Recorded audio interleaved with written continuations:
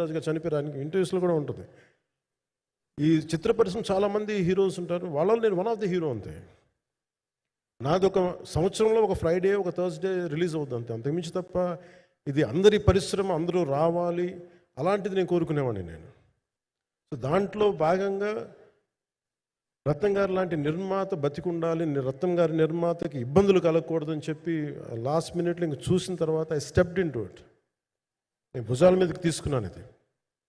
క్లైమాక్స్ని ఎలా భుజాల మీదకి అంటే, ఎందుకంటే ముఖ్యంగా ఇక్కడ ఇది ఇంకొక బలమైన స్టార్ కాస్టింగ్ చాలా బాగా చేశారు ఆయన. ముఖ్యంగా బాబీ డియోల్ గారిని అంటే ఈరోజు చూస్తుంటే నాకు అదే అనిపించింది. ఈరోజు మన ప్రెస్ మీట్ కూడా నేను వచ్చాను. అందరూ ఎంత బిజీగా ఉన్నారని కొన్ని రాత్రుల నుంచి నిద్రలేదు.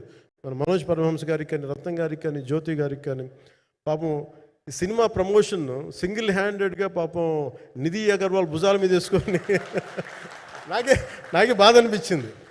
పాపం ఒక అమ్మాయి తన కెరీర్ తను చూసుకోవాల్సిన అమ్మాయి కూర్చోబెట్టి నాకే సిగ్గు అనిపించింది. I had truly appreciate you. అంటే చాలా పాపం అన్నీ వెళ్తా ఉంటే నాకు ఇదేంటి సినిమాని అనాథలా వదిలేశారండి అనిపించింది.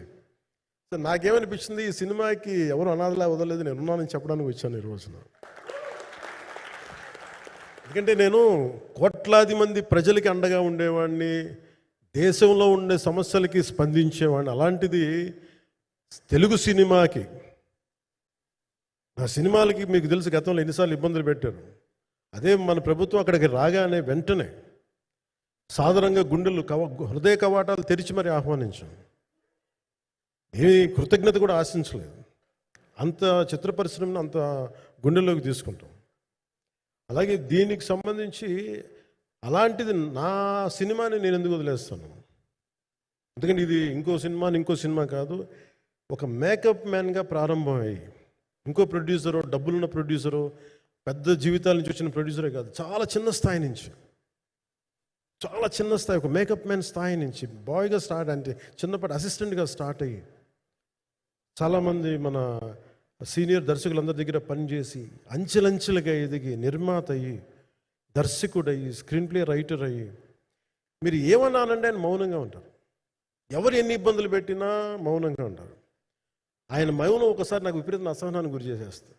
మీరు ఏదైనా మాట్లాడాలంటే ఎవరు ఇబ్బందులు పెట్టి ఏం ఎదురు తిరగరు ఏంటంటే ఇలా అంటారు, ఏం చేయాలి. ఇంకా ఇలాంటి వ్యక్తికి ఆయన మౌనం నన్ను ఇలా రోడ్ల మీదకి వచ్చి ఇలా మీ దగ్గరికి ముందు నుంచోబెట్టింది.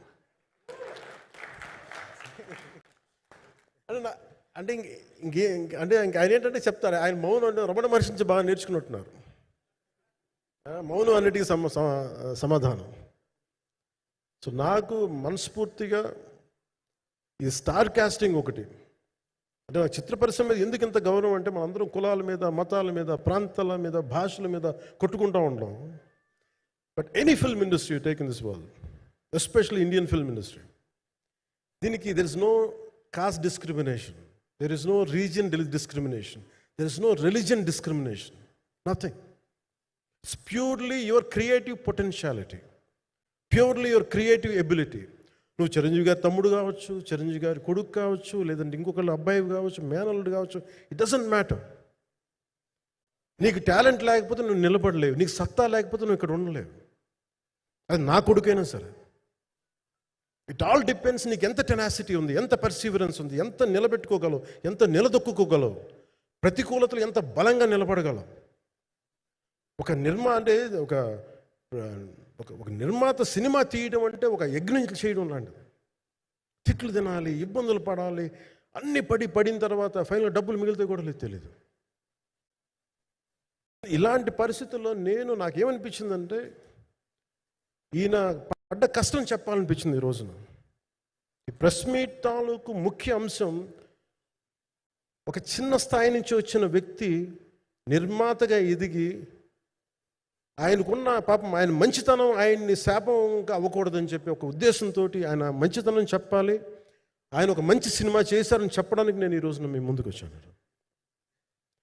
ఎందుకంటే నేనేం నమ్ముతానంటే, సినిమా బాగుంటే ఎలాగో చూస్తారు, దీని గురించి చెప్పక్కర్లేదు. సినిమా బాగాలేకపోతే ఎలాగో చూడరు, మీరు ఎంత పబ్లిసిటీలు చేయండి ఇవన్నీ అనుకోండి. అందుకే నేను పెద్ద ఎక్కువ మాట్లాడడానికి ప్రయత్నం చేయను. కానీ ఈ పర్టికులర్ రోజు మటుకు, ప్రత్యేక ఈ రోజు మటుకు ఆయన పడ్డ కష్టం ఈ సినిమాకి అలాగే ఒక్కొక్క కాస్టింగ్ ఆయన చేసింది. దీనికి నేను క్రిష్ గారిని కూడా చాలా మనస్ఫూర్తిగా అభినందిస్తున్నాను. ఇక్కడ ఆయన కూర్చున్నప్పుడు ఎంతమందిని పెట్టాం, ఒక ఔరంగజేబ్గా మిగతా నటులు ఒకళ్ళిద్దరు యాక్టర్స్ని పెట్టి కూడా ఒకళ్ళ చేత యాక్ట్ చేయించాం ఒకళ్ళ చేత. కానీ Bobby Deol so apt for Aurangzeb. ఎంత కన్విక్షన్తో చేశాను. అప్పటికి ఆయనకి ఇంకా ఆయన చేసిన హిందీ సినిమాలు కూడా రాలేదు ఇంకా ఆయనకి. ఎంత కన్విక్షన్తో చేశారంటే నాకు నిజంగా ఆయనతో యాక్ట్ చేయడం చాలా ఆనందాన్ని ఇచ్చింది. సో అలాంటి బాబీ డియోల్ గారిని మొత్తం pan India. Manoj Paramahamsa was roped in last. ఇంకా సినిమా ఎట్లా మనం అయిపోవాలి, నేను పాలిటిక్స్కి వెళ్ళిపోయిన తర్వాత డిప్యూటీ సీఎం బాధ్యతలు తీసుకున్న తర్వాత అందరికీ అయిపోయింది. ఇంకా సినిమాలు చేయలేడు ఇతను, ఎలా చేస్తాడంటే నాకు తెలుసు కష్టం అని. నేను ఎలా చేశాను ఈ సినిమా అంటే పొద్దున్న 2 గంటలు చేసామండి. బ్రేక్ఫాస్ట్ టైము, లేదంటే నా ఎక్సర్సైజ్ టైంని కొంచెం మిడ్ నైట్గో లేదంటే ఎర్లీ మార్నింగ్ 4 గంటలు పెట్టుకొని ఆ 2 గంటలు ఏమి దొరుకుద్దో ఆ 2 గంటలు ఇస్తే జ్యోతి, మనోజ్ గారు, మన రత్నం గారు వీళ్ళు కూర్చొని ప్లాన్ చేసి, అది కూడా నా ఆఫీస్కి, నా పార్టీ ఆఫీస్కి కూతవేటు దూరంలో ఉన్న ఒక మా స్నేహితులు ఒక వాళ్ళ